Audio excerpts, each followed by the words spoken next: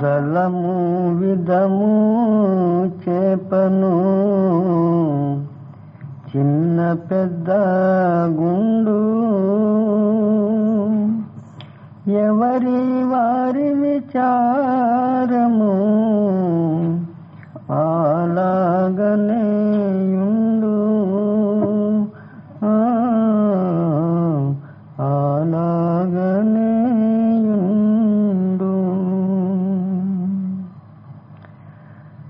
జలము యున్న విధము చేపలు ఉంటాయి.